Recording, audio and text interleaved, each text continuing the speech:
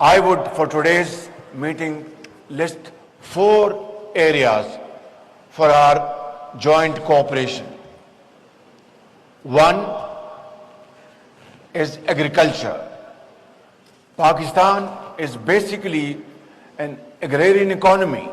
Last year, we sent 1,000 boys and girls here in China for advanced training. They're all back in Pakistan doing a great job. But this is just the first step.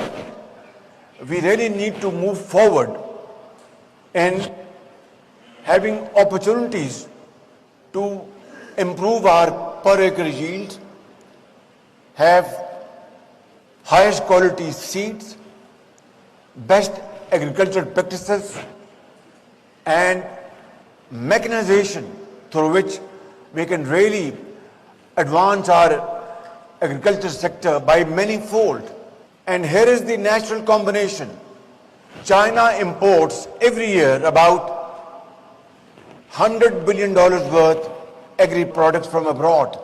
Pakistan's share is just a fraction. We need your hand-holding.